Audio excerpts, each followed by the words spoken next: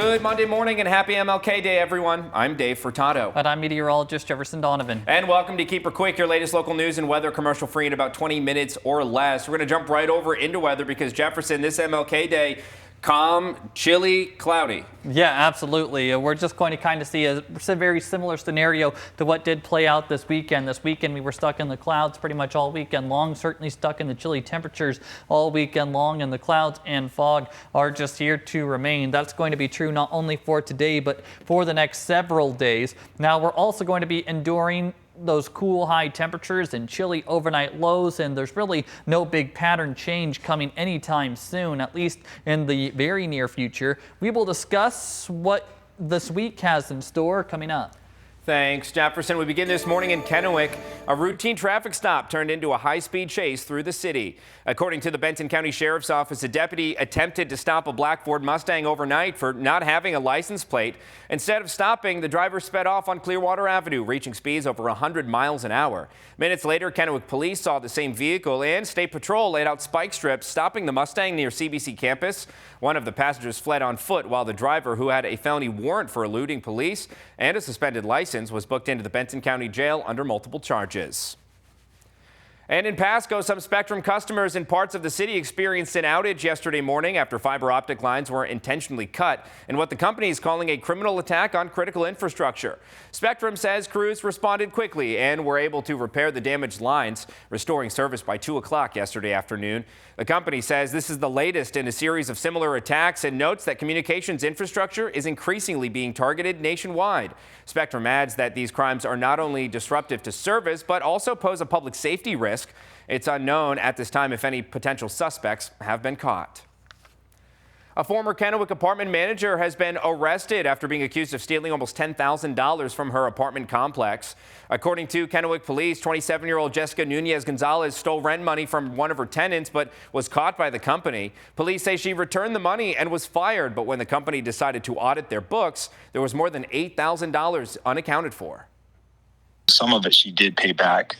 Some of it she kept, but she had a sister, and the sister and her boyfriend were living in a different apartment unit inside that apartment complex, and she would use the rent money specifically from 2 apartments that are vulnerable people. Investigators say crimes like this are becoming more common among apartment managers who often target tenants who won't report the discrepancies. Neighbors in a Richland neighborhood were on edge after Benton County Sheriff's deputies and the FBI raided a home. It happened Thursday evening in the 200 block of Wright Avenue. More than a half a dozen agents with the FBI were at the home loading boxes into their cars. Benton County Sheriff's deputies were also at the home with K9 Blaze, a dog trained to look for hidden electronic devices such as phones, laptops, and hard drives. Now, we did reach out to the FBI for more information, but they couldn't comment beyond telling us they were there with court authorization. We'll let you know as we learn more information. And a convicted felon is back in jail after being accused of threatening someone with a firearm. Kennewick police say they made their way to the 400 block of South Rainier Street after an argument between 2 men where a gun was involved. Officers surrounded the home after the victim came out and told police what happened. The man who pulled the gun later came out of the house and ignored police commands, who then had to use pepper ball rounds to help arrest him. Officers later learned the 38-year-old man, Randy Simiano, was a convicted felon. Police executed a search warrant and went into the home, finding 2 guns. Simiano was booked into jail for charges of second-degree unlawful possession of a firearm, obstructing a public servant, and resisting arrest. Police say no one was injured during the incident. Benton County deputies assisted West Richland police early yesterday morning in an arrest following a report of a residential burglary. Initial information indicated the suspect may have been inside the home, which is currently unoccupied. The homeowners live elsewhere locally. Deputies and officers cleared the residence and determined the suspect had already left the scene. Police say the suspect was known to the homeowners and was later located and taken into custody at another location by West Richland police. Washington State Department of Transportation says a crash happened Saturday night on eastbound I-90 near Kittitas involving one of its snowplows. Take a look at some of the photos of the scene. The plow driver was actively treating the roadway when a semi-truck struck the vehicle, causing the plow to roll into the median. The driver was taken to an Ellensburg hospital for evaluation and later released, though he did suffer minor injuries. Washington State Patrol arrested the semi-truck driver for DUI.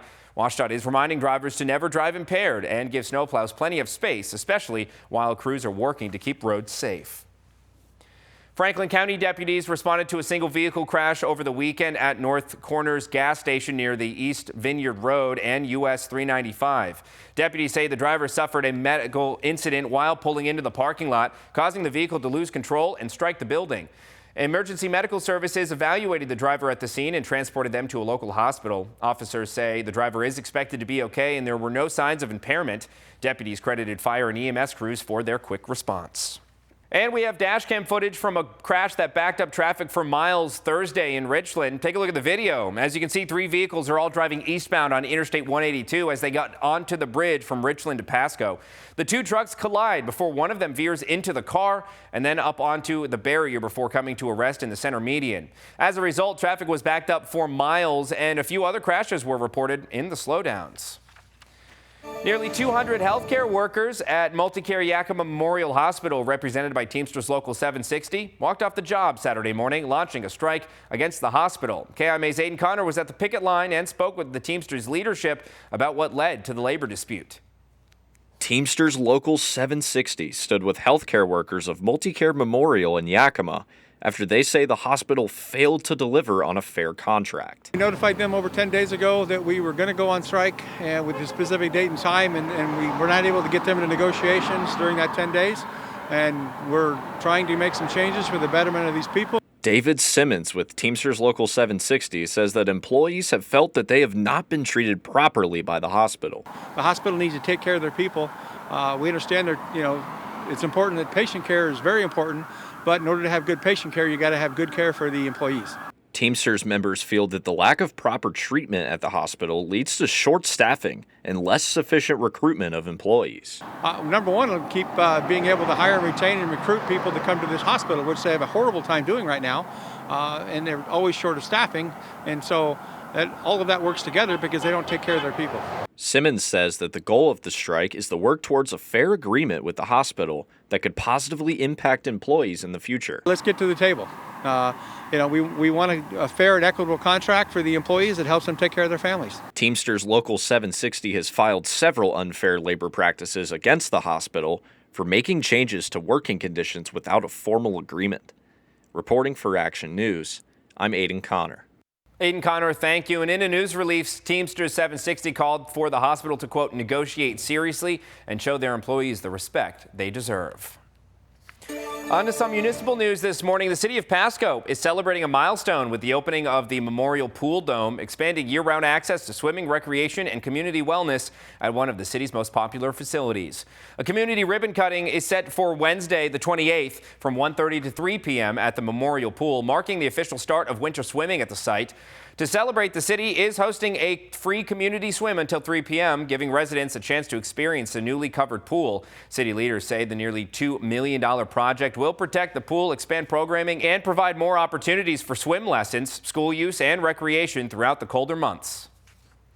The city of Walla Walla is looking for applicants to fill a vacancy on the city council following the resignation of Tom Scribner. State law requires the council to fill the vacancy of at-large position 6 within 90 days, giving them until the end of March to fill the spot. If you're interested, applications are due by 4 p.m. on February 6th and can be submitted online or in person. The city council will review applications and discuss next steps at their February 11th meeting, with candidate interviews scheduled for February 23rd. The new council member will be chosen by majority vote and will serve until certification of the November 2027 general election. Applicants must have lived in Walla Walla for at least a year and be a registered voter. Meanwhile, the Chamber of Commerce, along with the U.S. Chamber of Commerce Foundation, are bringing the 2026 National Civics Bee to Washington State as part of the nationwide expansion celebrating America's 250th birthday. The competition invites middle school students to demonstrate their civics knowledge through essays and live events at regional, state, and national levels. Finalists will compete in Washington, D.C. for cash prizes, national recognition, and an education savings plan with additional school donations for state winners. The essay portal is open until February 3rd. The initiative aims to encourage civic learning and engagement across the country.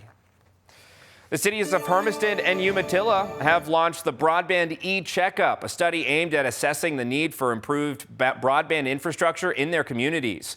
Partnering with Strategic Networks Group, the cities are gathering input from citizens and businesses through online surveys to better understand current internet access and future needs. The goal is to enable citywide broadband, which would help expand reliable and competitive internet services, boost economic opportunity, and improve quality of life.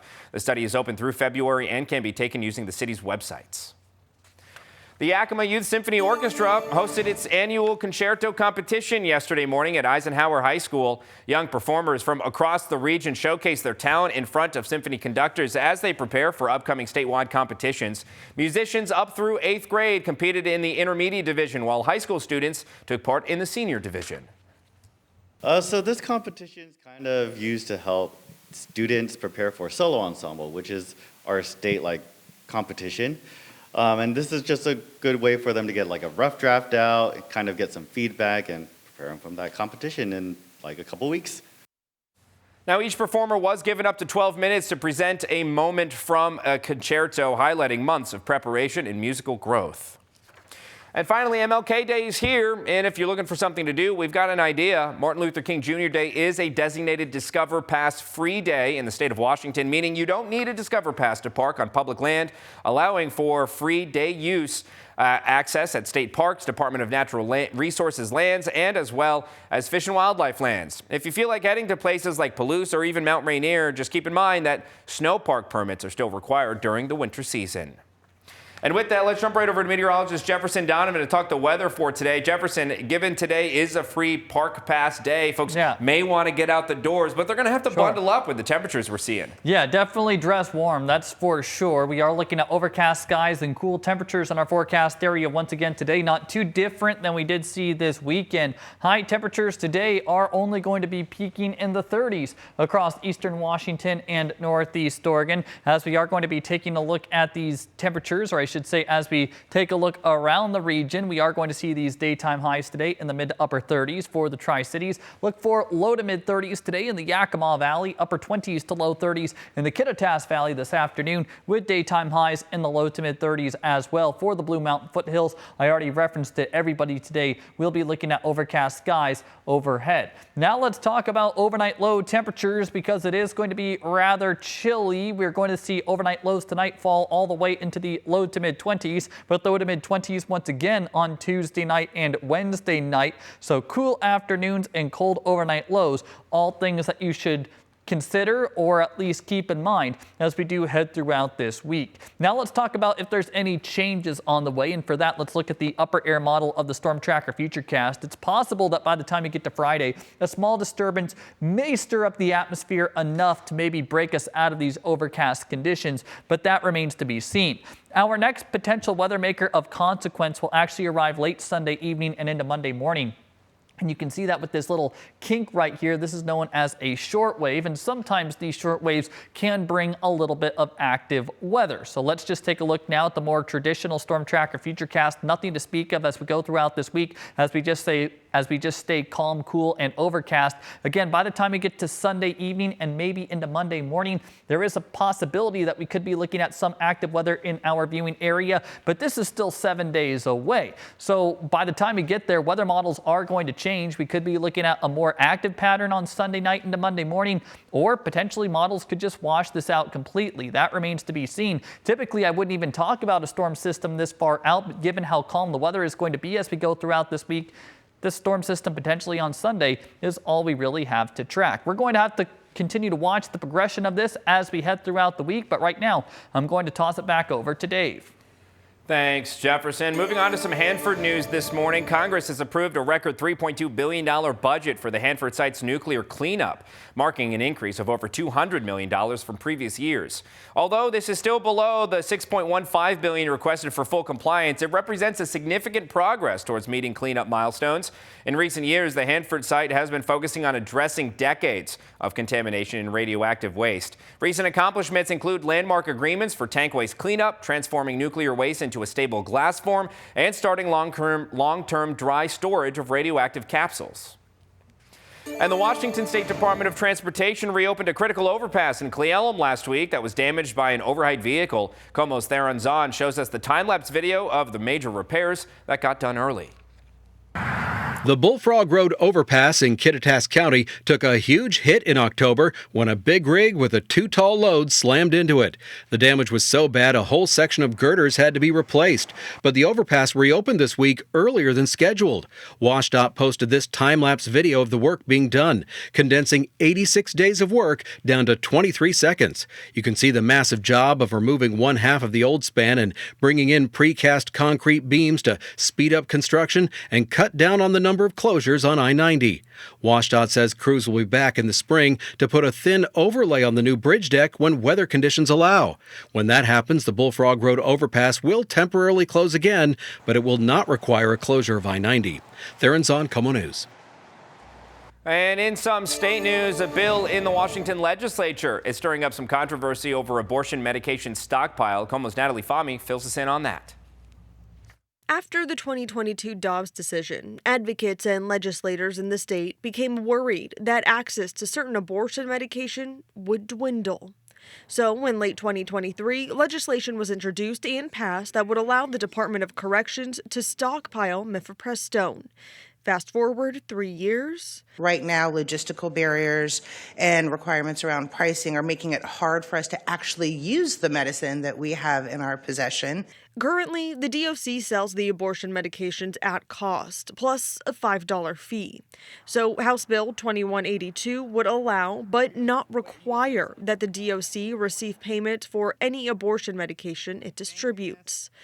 This bill may not feel timely, but there are currently 3 federal lawsuits threatening access to medication abortion nationally. According to the Washington State Women's Commission, medication abortions accounted for about 2/3 of abortions in Washington in 2024.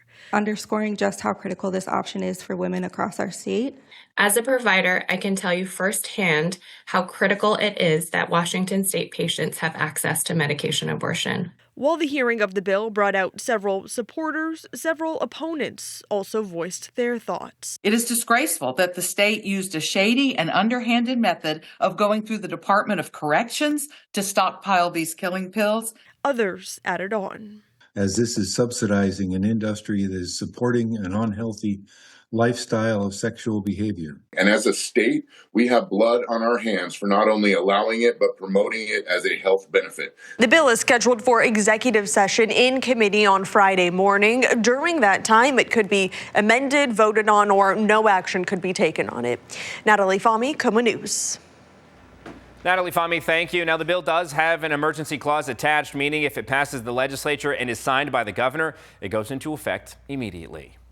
But that does it for us. Thank you for watching this episode of Keeper Quick. For more local news and weather, you can head over to our websites. That's keeperandkimatv.com, as well as our Facebook pages. But while you're here, be sure to subscribe to our YouTube channel to keep up with our latest mini newscasts Monday through Friday.